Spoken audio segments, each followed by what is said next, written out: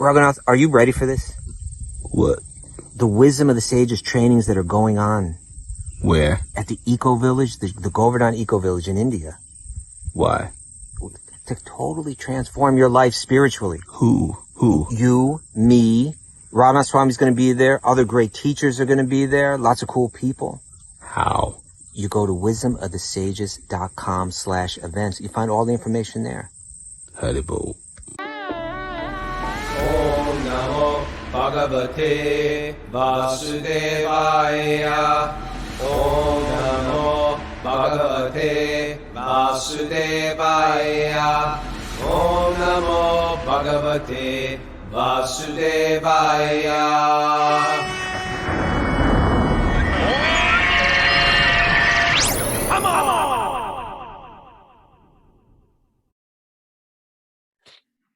Live from Super Soul Farm, this is Wisdom of the Sages, a daily yoga podcast with your host, Raghunath, and co-host and senior educator at the Bhakti Center in New York City, Kaustubha Das. Welcome to the show, everybody.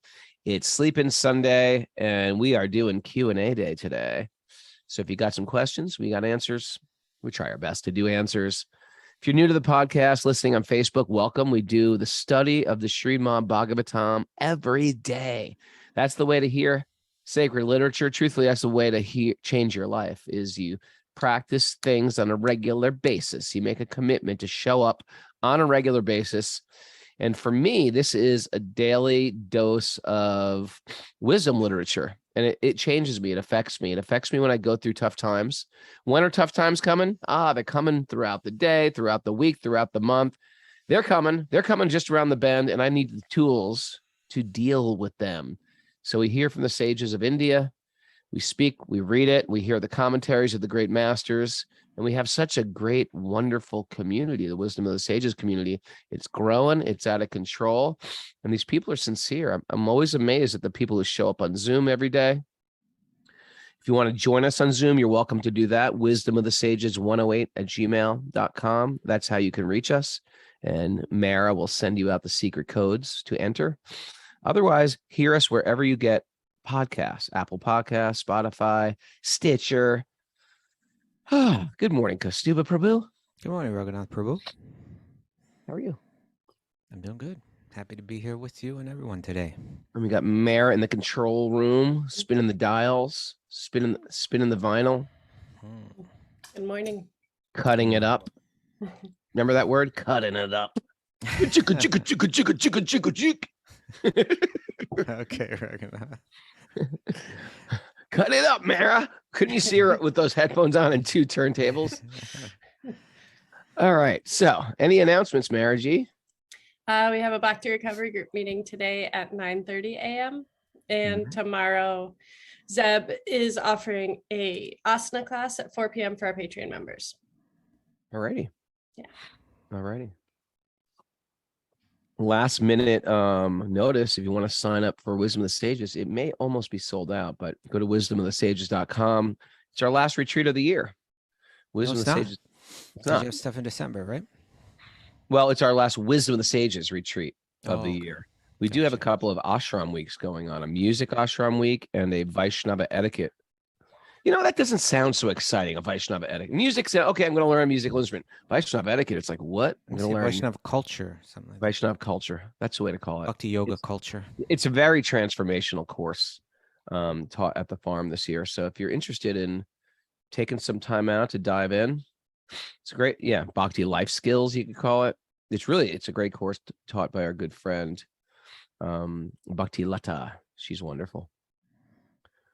All righty. Are you ready to dive into you have anything enlightening to say before we dive in, Kaustubha? No, I'm just here for the Q&A. You're here for the Q&A. All right. Well, this is the first one from Edward Sanderson? That's right. All right. Just make sure I'm on the right page. At the top of the page, yeah. Top of the page. Okay. All right. So this is from Edward Sanderson. He's from the west coast of Canada. Okay. Ever been to the west coast of Canada? I have. Vancouver. I've been to that island. Vancouver. You went to Vancouver Island? Is that what it's called? I don't even remember, but yeah, there's that island off of Vancouver. There is you've been there. What were you doing there? Oh, Raghunath. I think I never leave New York City. I get around. You don't know. no Have you ever idea. been? Have you ever been there, Mara? No, I haven't. I'd like to go though. I went to the Lululemon headquarters. Okay, or you were an ambassador, why don't you tell the truth? I was an ambassador. Lululemon ambassador. Good day. Yes, and I went stand up paddling up on the bay there. Okay, Rugger. Thought This that is would called impress you. squirreling. Squirreling. Okay. Thank you, Kostuba, for your answer to my question about personality a couple months ago.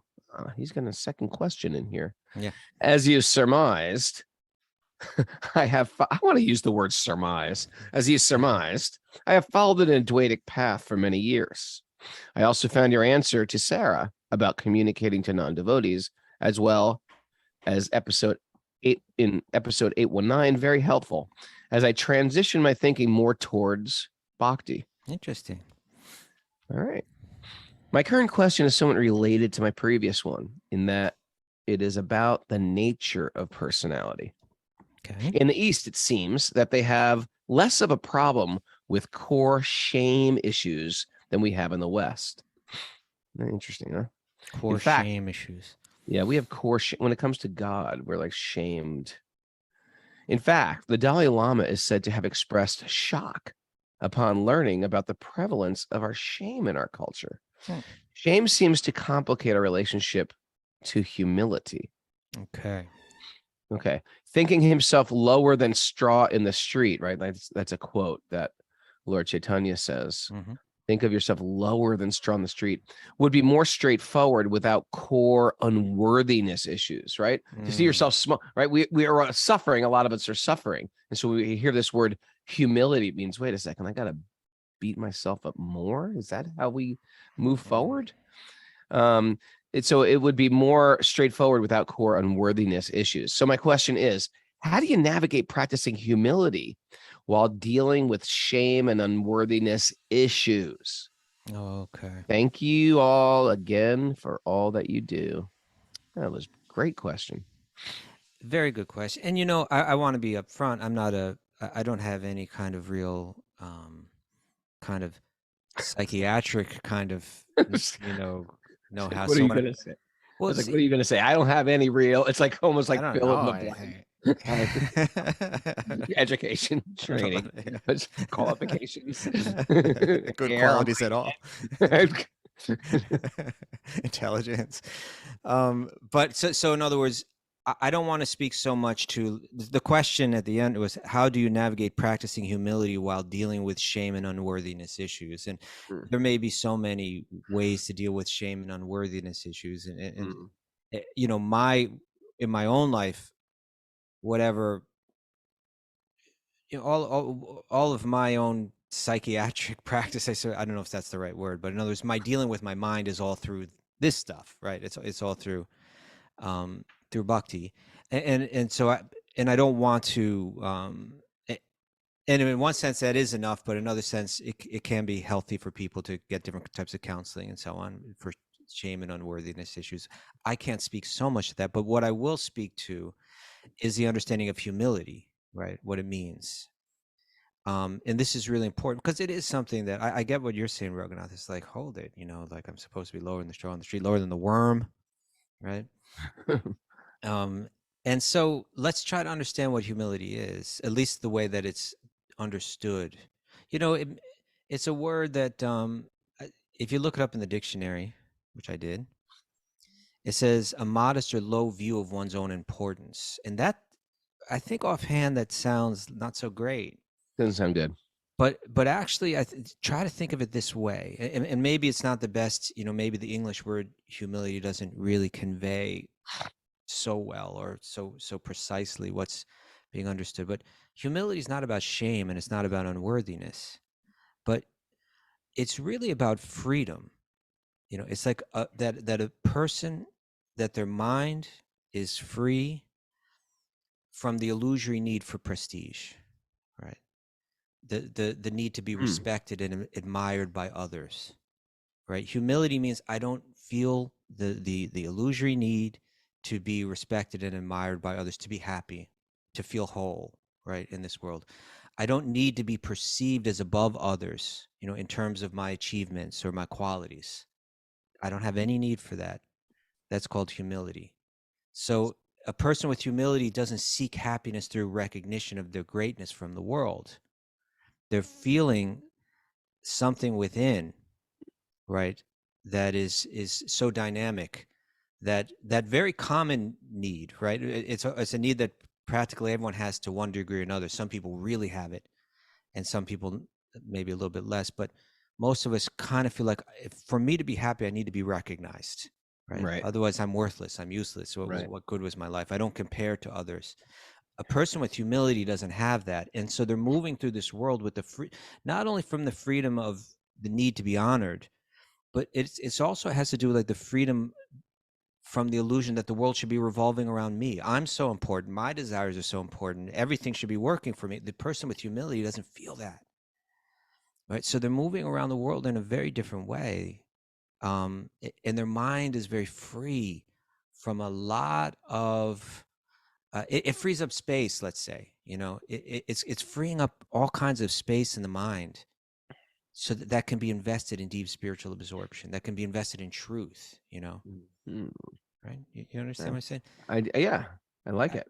I heard something from the spiritual scientist, our friend, Chaitanya Charan, and he was asked about humility and inferiority complex. Okay, similar. This is what we're dealing with right now. Yeah, a similar idea to like shame or whatever. And this is how he explained it. I thought this was really nice and clear. He's got that really clear mind. He could just kind of break it down. He's right crystal clear. It's crystal clear. Yeah. So he said, inferiority complex, and I think we could say this for like feelings of shame and so on. Inferiority complex is false ego frustrated. False ego. Oh, interesting. I'll read it again. Inferiority complex is false ego frustrated. Humility is false ego rejected. Interesting. You like that one? Yeah, I do like that. Yeah. So because basically that's self-importance. Yeah. Is the flip side of self-hate. There you go. Right. It's the same coin. Yeah. Mara, what's my answer to this? You know my answer. What would I say? She's confused. Come on. How have I trained you? Well, I don't know. How have I trained you? First you would scroll off for a while, and then you'd come back. No, I have a standard answer for this one, Mara. Okay, what is it? Is it that I'm the best and I'm the worst, or two sides of the same coin? Well, I just said that one. That's the one that was a classic Radhanath Swami. You mean the answer I just gave you? I say worth is our birth. Yes. Oh, yes. Nice, Mara. You have worth. It's your birth. You don't have to do anything to earn that worth. It's your substantiality comes from your very birth because you're part of God. And we don't need anybody else to give us validation. We already have that birth. And humility isn't, right? What am I going to say? Humility isn't thinking less of yourself. It's thinking of yourself less. Right. Yeah. That's a similar idea. A similar idea, right? Like I can become obsessed with false prestige, with this false sense of self, and try to get other people to validate it and prop that up and support that and find my happiness. I can try to find my happiness through that, or I could reject that entire idea that my value as well as my happiness doesn't have anything to do with the prestige of this world. That's something that's you're saying birth. I think the word birth can be a little confused because what we're saying is it's something that I have eternally, right? It is my very nature. So from my origin, you could say, I suppose, or something like that, right? But it doesn't rhyme with worth, so I get it. It doesn't rhyme with worth. Not as good. Mine will make a mug. All my things are mug worthy. Right, mug worthy is important, and you got to tell that to Chaitanya Charan next time you see him. That was mug inferior. I mean, that was pretty mug. I don't know mug, but I mean, it's pretty. He boiled it down. Humility is false ego rejected. That's a mug, right? And the other side of the mug would be inferiority complex is false ego frustrated. I'll drink to that in my morning cup. Now, this is humility. Here's another thing about humility. It's not like some artificial thing you have to. It's just reality. we are tiny little beings, sparks of the divine. We are tiny little jivas. Each blade of grass is a jiva. I'm looking out the window at a rhododendron tree, a white pine tree, a silver maple tree. These are all tiny sparks of life. So it's not like it's so hard to think I'm very small. I am very small, Right. but in my arrogance, I think it's about me. It's all about me and all about what I'm going through and my stuff. That's all. I agree with you. Humility is truth. There's a mug for you, right? Humility is boom. truth. Boom. Truth. There you go. There you go. I did it again. 3 words is what you need here. I did it again. I did it again. What were we saying about humility?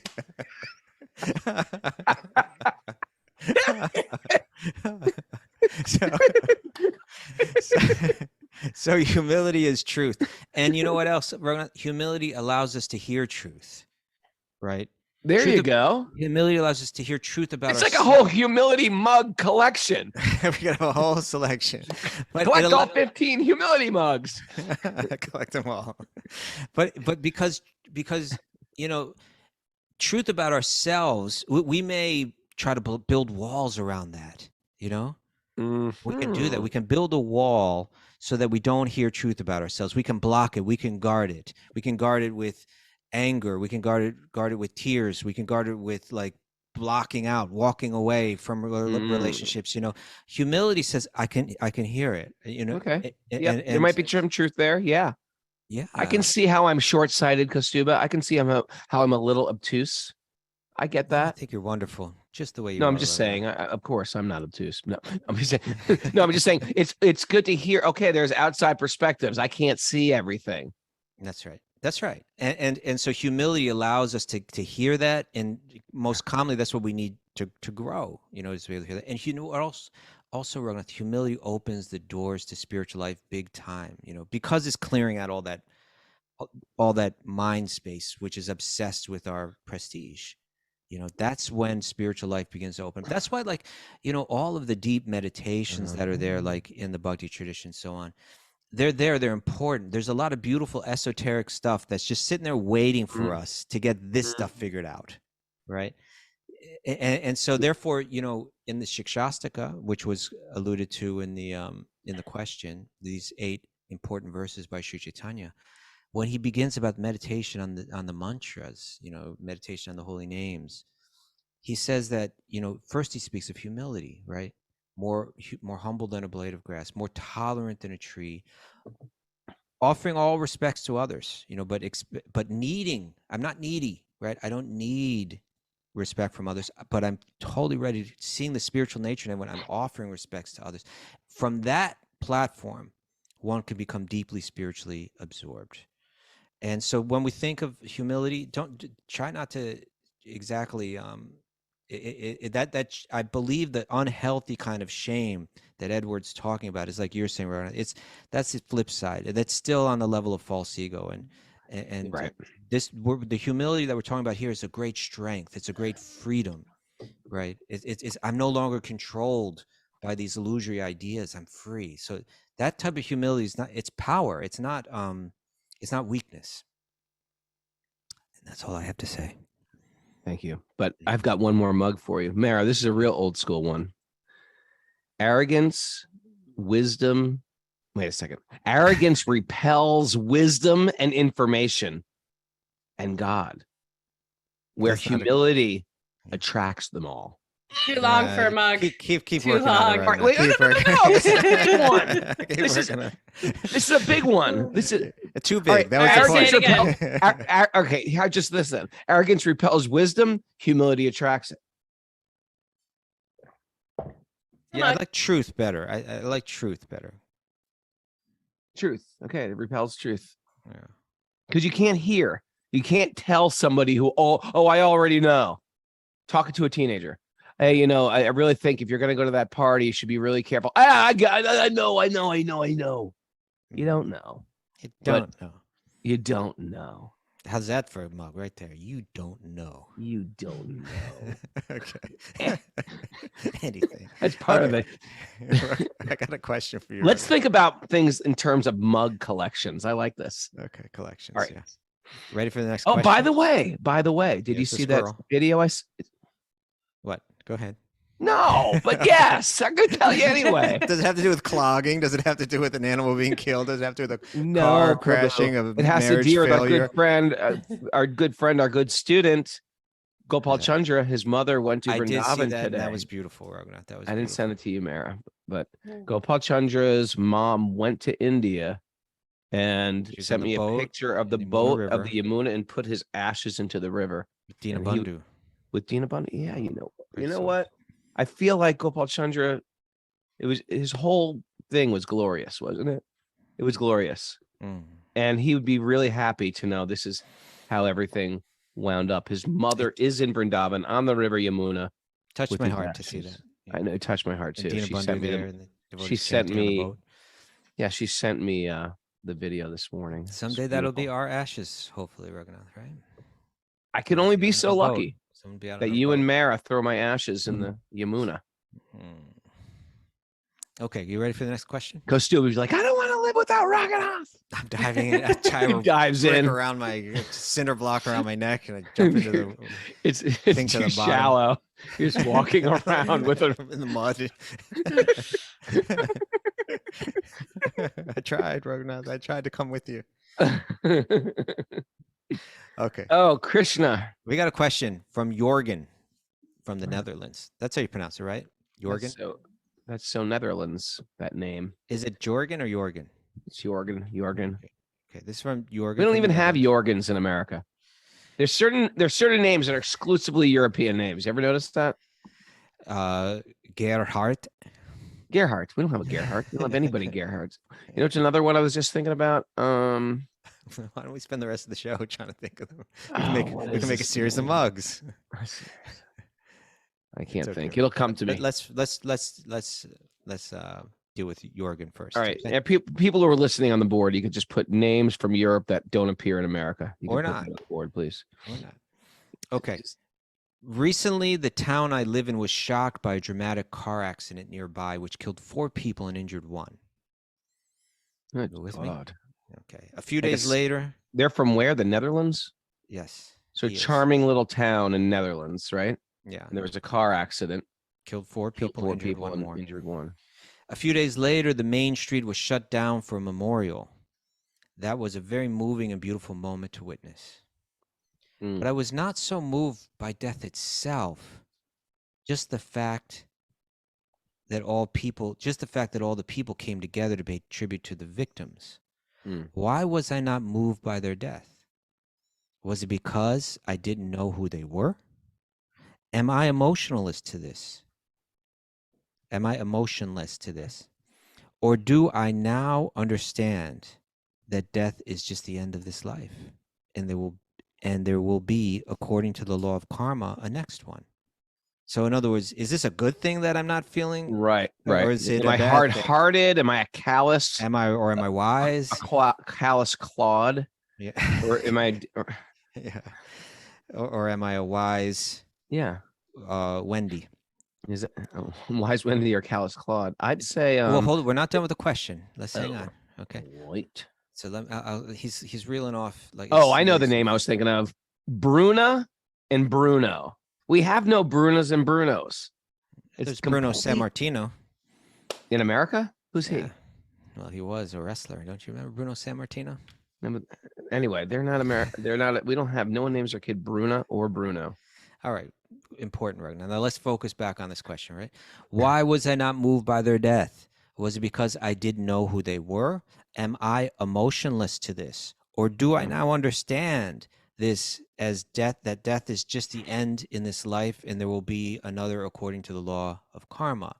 So on the karma aspect of this, once there was a story told by you about the evil man who asked for his son Narayan and was taken by the angels before he had to answer for his karma. Not sure about their names. His name was Mara. Oh, I know this. You know it, Mara. Stump her! Stump her! You know it, Mara. Imagine if she doesn't get it right and her just a door opens up, her falls It's a through the seventh floor. canto. Is that what it's from? That's from the seventh canto? sixth canto. Sixth canto. That's Oh, pretty good. Ajamil.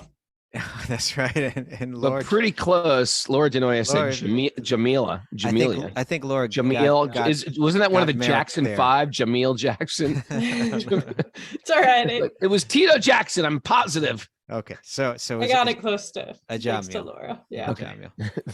I think Laura got you at least half the way there. She got you. Yeah, exactly. Appreciate that, Laura. So he says, once there was a story told by you about an evil man who asked for his son Narayan and was taken by the angels before he had to answer for his karma. Mm-hmm. Not sure about their names, but I think you will know what I mean. We do.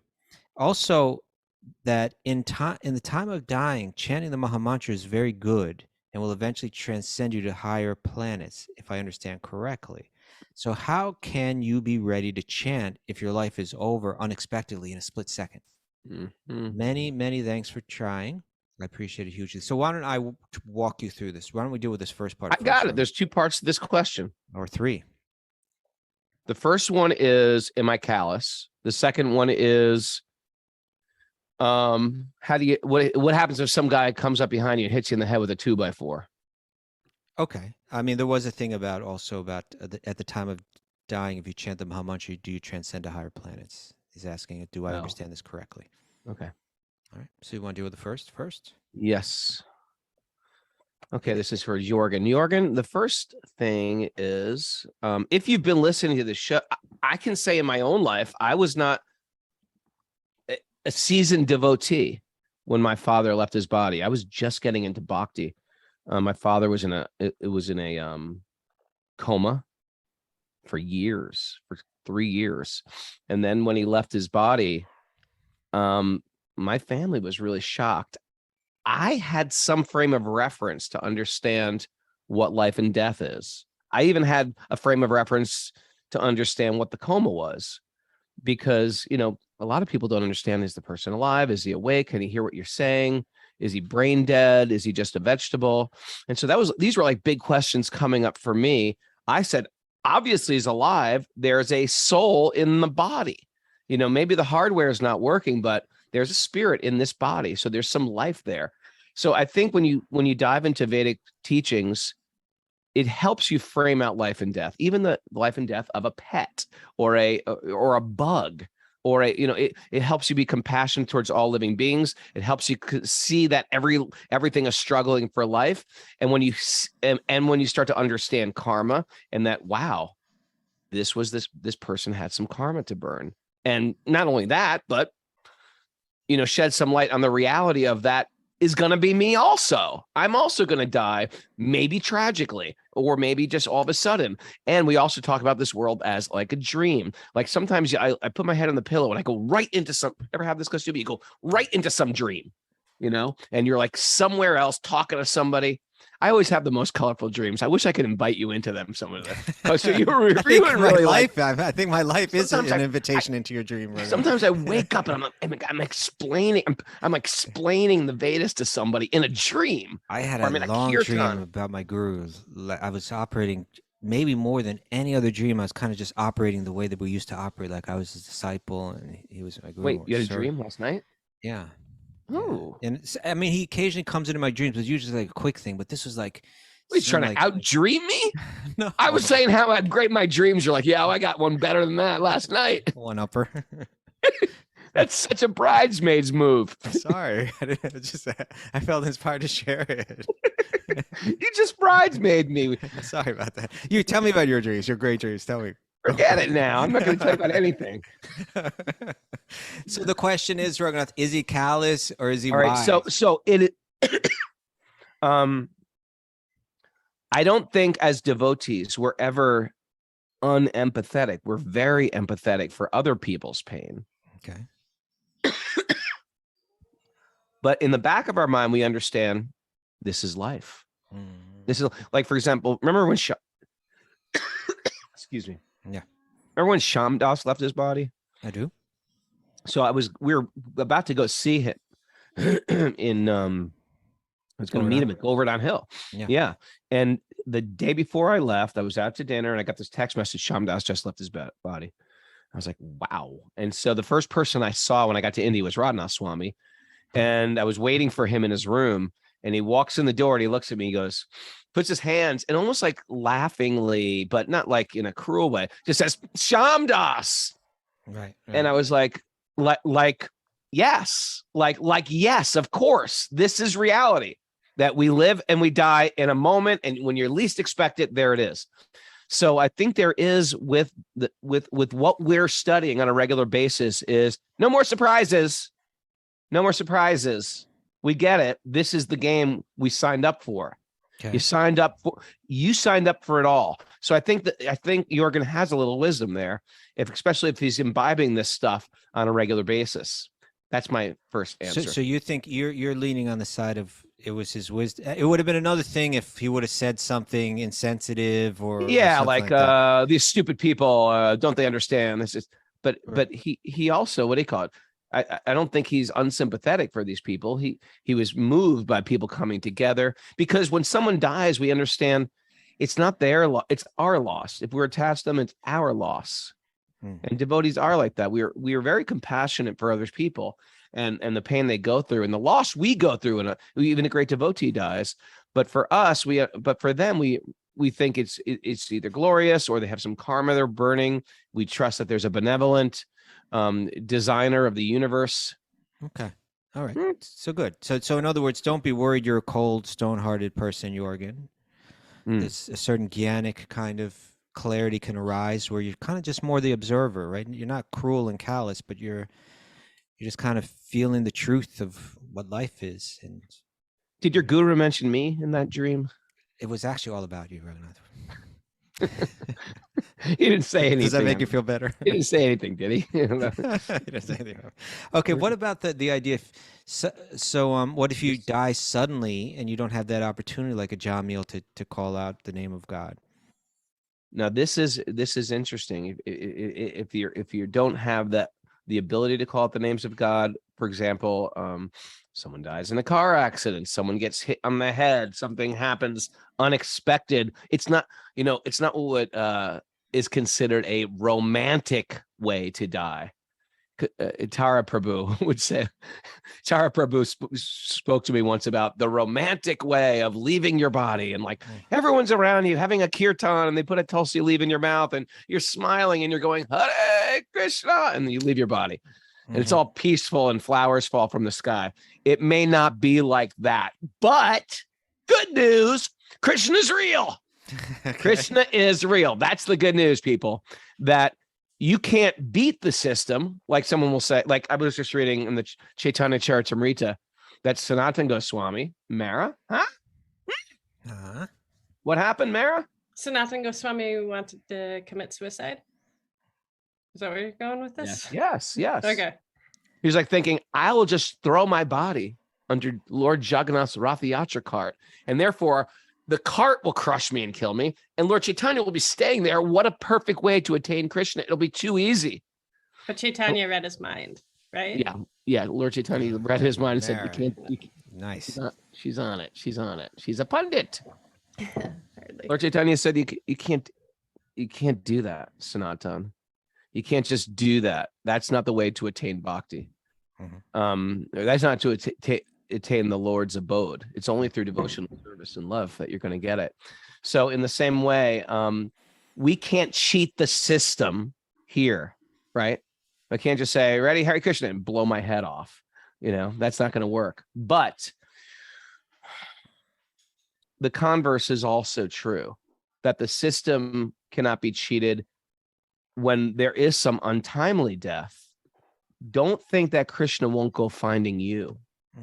Krishna will go looking for you. Krishna is there with you. He will appear when you're not meditating on him. Why? Because it's a movement that we're part of, is on dependence. And Krishna is like the mother. He's the father. He's the friend, right? So he's willing that there's an untimely accident. He's right there with you.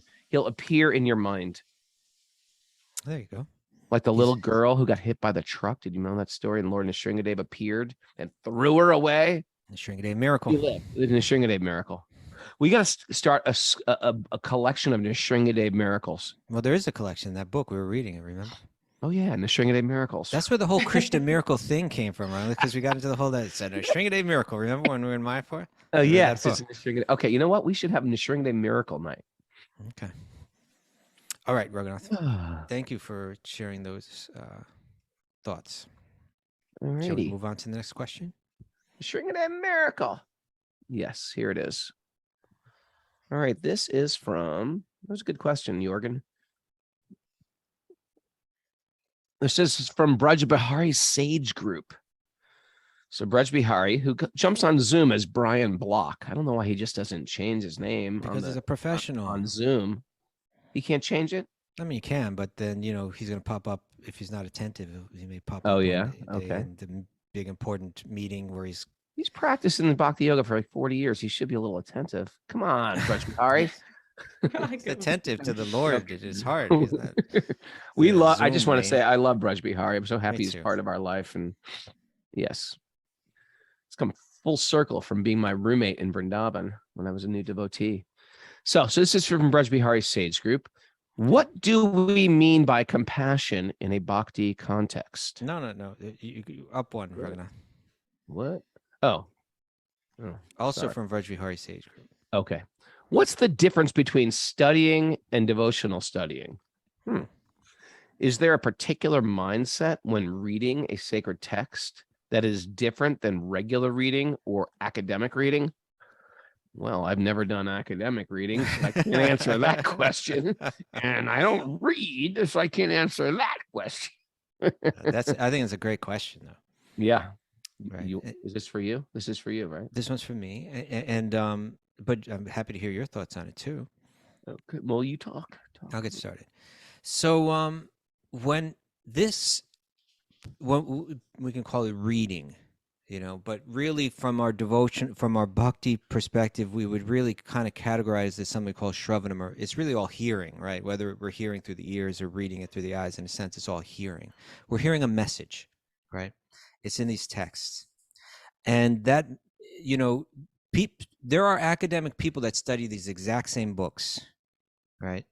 It's hard to believe that there's people that are going to college studying the same books. Well, it has a historic importance. It has its importance in different fields, in the fields of religion, in the fields of history, in the fields of sociology, studying cultures and all of that. So academics, have a need to study it, to understand it, but they can study it, they could know it better even than someone practicing it, but they may walk away entirely untransformed by it. Interesting, right? Isn't it? Interesting. You could study it more than a practitioner, but still have less entrance into it. Yeah. It's called studying the honey jar without tasting the honey. There you go. Yeah. They may know more about honey than the person that's tasted honey, but the person that's tasted honey really knows about honey. Right. Right. Yeah. Like someone may know all about bees. What do you call taking care of bees? An apiary. They may know about all kind of a beekeeper. An apiary. Okay. But in other words, like the academic would have that word for it, right? What is it called? You don't know how to. You used to do it. You don't know an apiary. Okay. But an apiary practices what? An ape. Okay. Anyway, they may know all about bees and beekeeping, and they may know about the queen, and they may know about how all the other bees are relating to the queen, and exactly what flowers they get the pollen from, or nectar, for whatever they're doing. And I do this with Mara all the time. I'm always like, Mara, you need a. I always try to give her like permaculture advice. But you know what? I'm just all mouth. She's actually has. I went over her restaurant. She's got like a massive garden going on. She's like a full-on I didn't know gardener. about that. Oh, she is so connected to gardening and planting and cutting and replanting and seeding and sprouting. It's called apiculture, Raghunath. Apiculture. Okay. Thank you, Brooke. So one may know all about apiculture and in all details, and someone may not know anything about that, but they've tasted honey. Right. So who knows honey better? It's the person that's tasted it, right? Yeah. And so when we hear from these books, we want to hear. There's a message to be heard. And I'll be honest, Raghunath, I'm a person that has, like, I have a lot of faith in books that a lot of people would look at me and say, "Oh, you're just like a silly religious follower or whatever," right? But like, what's that? Are you mute? I think you're muted. I know. But like, I have faith that these books speak, and they speak in different ways, and they'll speak at different times in your life. Like it's like they will speak a message that you need to hear. Sounds crazy, Yeah, but they're living. they're alive. They're alive. It's alive. These books are alive, and it does, because it starts to speak to you at different seasons of your life in different ways. They never get old. You're never finished with them. yeah. Right? Gandhi said that about Bhagavad Gita. He said, every time I pick it up, it speaks to me in a different way. Right. I just said that too. I'm thinking like Gandhi. There you go. I'm thinking just like Gandhi. I didn't know he said that, but I said it. Okay, there you go. Very good, Raghunath. Very good. You're thinking like Gandhi. so and that plays out in the whole culture. Like, this is another example of how like ritual or aspects of culture are meant to kind of breed a certain something within us. Like, so like, for instance, how you care for these books becomes important, even like how you wrap them up. And I know what I always appreciate? Those people who they keep their book near their altar on a book stand, but they wrap it like in a sacred nice cloth. wrapper. I never do that, and I would like to. You do that. I do that, and a lot of times Wrap when your books in sacred cloth. I wrap them up in a nice cloth, and then like when nice. I think people pick up on it too. Like if I go to give a class at some yoga teacher training or some college or something, and then I unwrap that book, they kind of take note. Like, this is something special to this person, right? You know what? That's a nice way to be. It's a nice way to be, and I think like that.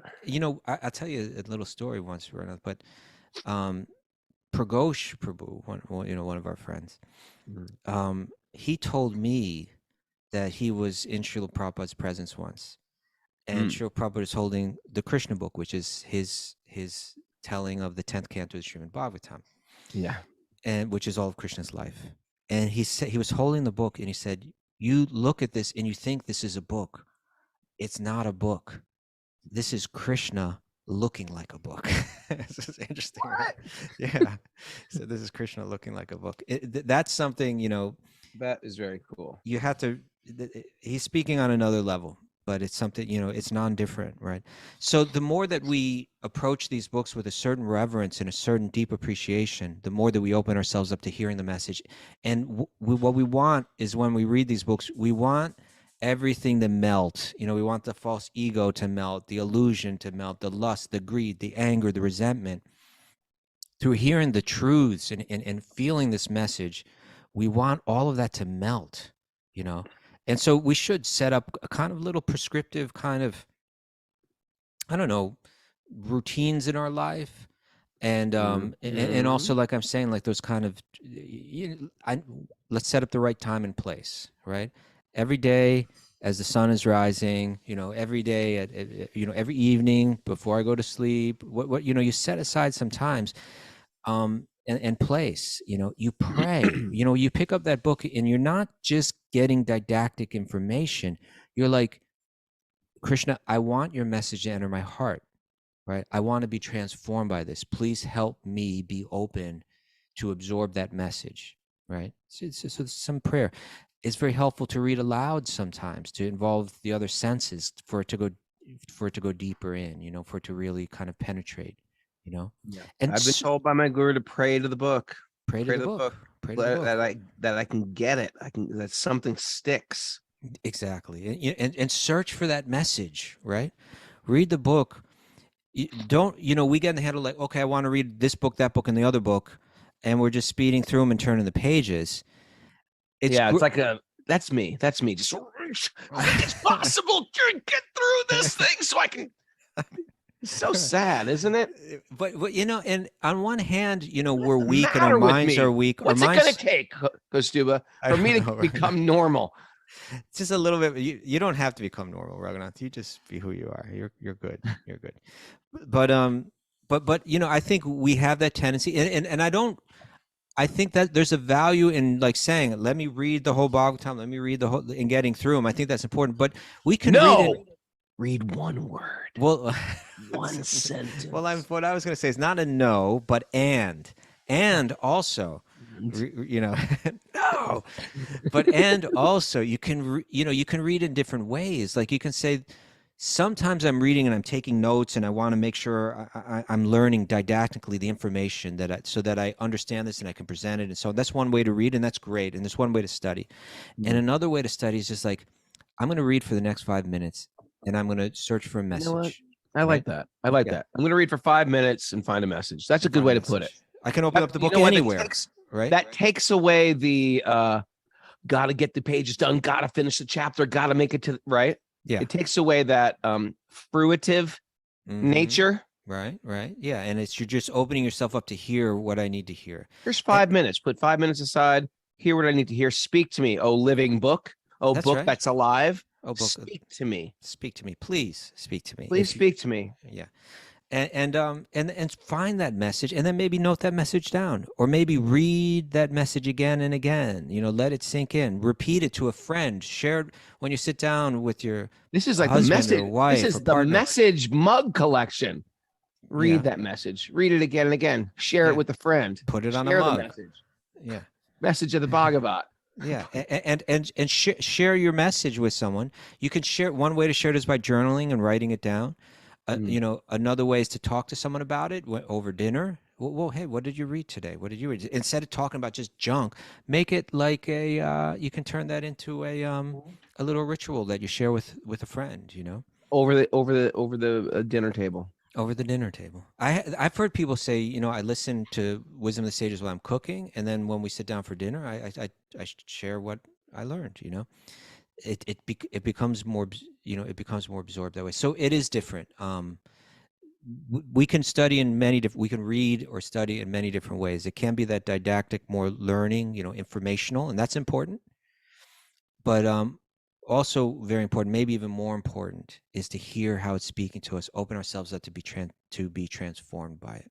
And so that's a prayerful. We got to bring ourselves to that place of thoughtfulness, right? Not this automatic mechanical zipping through, but where there's a deep thoughtfulness, and we'll get something special from it, I believe. Mm-hmm.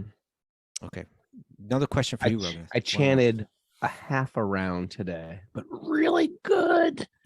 Okay, so still do your 16, Good one, and really also good. do that Half too. a That's round. okay. You You ready? Didn't even make it to the other side of the beads. I got Okay. a question. Did we answer a question there? What are we talking about? We're talking about. Sometimes yeah, I just start talking to you. It becomes this conversation. I forget where we the are. question was there a Forget who difference you are. between studying and devotional study? Who's this woman with the headphones on? Okay, Raghunath, we got one more question for Okay. you. Hit me. This is also from Vrajvihari's Sage Group, a stellar group of people. All right. What do we mean by compassion in a bhakti context? Now, Brené Brown, you're familiar with Brené? I hope I'm pronouncing that correctly. Brené Brown says, Mara nods like yes. I listen to Brené Brown all the I'm time. very familiar with Brené. You don't listen to Brené? We don't listen to Brené. We listen to in private school all the time. Okay. So Brené Brown says, compassion becomes real when we recognize our shared humanity. Does that make sense in the bhakti context? Can we be compassionate if we never experience what the other person is going through? That may be another question. That's Or can we That's a whole different question. That's another question. Or can we just generically assume that if the person isn't practicing bhakti, that they are suffering, and we are being compassionate by giving them bhakti regardless of their happy or sad life? That's a whole nother question. Okay, These so are three let's questions. deal with both, or all three if there are three. I'm So going to let's. send Raj Bihari's Sage Group. I'm going to send you back to question school. Okay. Break that into three different questions. First one. Compassion becomes real when we recognize our shared humanity. Does that make sense in the bhakti context? Yeah. Not only humanity, but spiritual entity beyond humanity. Right. Beyond, we're not humans. You think I'm a human? What kind? That's a Sometimes I wonder. That's a limit. Get your limitations off me, man. Back off with your limitation. I'm not part of Yeah, the it's like system. we're not human beings, but we are embodied. And therefore, once we accept that everything is embodied, we accept that everything goes through pleasure and pain and joy and suffering and gain and loss. There's loss when a mother animal loses its baby. I watch these for my animal attacking videos. You sometimes see like the mother gazelle cannot protect the baby from the jaguar, and it's trying to, and then it has to give up. And you can tell that there's loss or pain, or sometimes there's like, I'm gonna die anyway, and I'm gonna take on that leopard. So it's one of these things like, yeah, this pain is real, it's there. So yes, we have to, beyond our shared humanity, we have to take that up a notch. Brene Brown. Okay, but you're agreeing that it has something to do with recognizing something that we all share. Yes, some commonality in being embodied. Okay. No, that's a good point, because in other words, being embodied, unless one's, deeply realized, is a cause of suffering, right? It leads to our suffering. Yeah. And so compassion can be based on, I feel compassion for anyone that's embodied, right? Okay. That makes sense in Bhakti. Thank you. Okay. So then next question, can we be compassionate if we never experience what the other person is going through? Or can we just generically assume that if the person isn't practicing Bhakti, that they're suffering? That's sort of like a second question. Okay. The first one is, can we be compassionate if we never experienced what the other person is going through? We can, we can be compassionate, but maybe we'll never be we can never necessarily feel that same pain that they're feeling. I think that's, I've never lost a child. So when someone says my child passed on, I can't fully understand that pain. I can experience, I know what it's like to have a toothache. I know what it's like, to cut myself. I know other forms of pain or heartache or loss or betrayal, but I may not be acute to that flavor of distress and pain. So I don't think we can, that doesn't mean we can't be compassionate and feel for them, but we can never really know their pain. But you can be there for a person. You can be there for them. A lot of times people need just to talk about things like that. I guess the answer is, can we be compassionate if we've never, yes, we can be compassionate. Even if we never, yes, the answer is yes, you can be compassionate, but yes. Okay. I got lost there for a little bit. Okay, so then the next part, you saw it as a third question, but it kind of built off that one. Or can we just generically assume that if the person isn't practicing Bhakti, that they are suffering, and we are being compassionate by giving them Bhakti regardless of their happy or sad life? I think this goes back to the first question, or the question about Jorgen had about the car accident. Okay. There's a lot of mixed up emotions going on when there's sudden death or tragedy, or when the world gets turned upside down on us. And so we need some frame of reference, and we should understand that, yeah, it's true. If people in the material world are suffering because they don't know who they are and they're ultimately lost. And it's truthfully, it's how I train myself when I meet anybody. When I meet anybody, I think, this person's in the material world and they think they're the body. And because of that, there's going to be so many complications in their life, and they won't be able to frame out tragedy or even joy. And they'll confuse like a temporary joy with real joy. And so therefore, I think it's our duty as practitioners of Vedic culture and Bhakti yoga is to give truth as the highest gift you can give someone.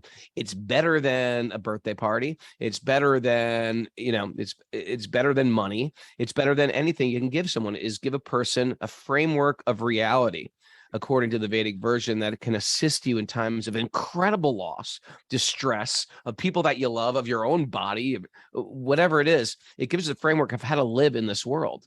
So I think it's safe to understand that the world's filled with illusions, and the best way to deal with illusion is shine light on it.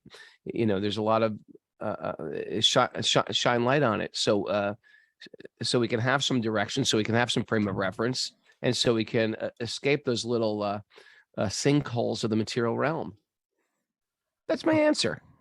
Thank you for that answer, Raghunath. And that's it for today. We're out of time. So we're back tomorrow, right? Back tomorrow, morning New program. New chapter. Woohoo! And the Bhakti Recovery Retreat is starting at Super Soul Farm in a couple days. Excited for that.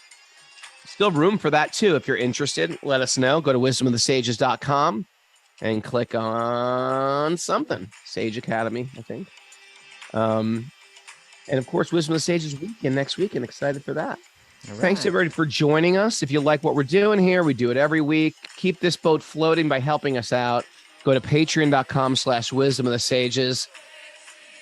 This is our thing now. We're loving this thing. It's become the community's become a great thing. We all feel it. And try to give a listen every day on a regular basis. We try to keep it lighthearted but deep. I think that's where we go. It's lighthearted, but it's very deep. Part but deep. You can laugh a little and you can cry sometimes. Okay. It's got that. It's a very emotional podcast.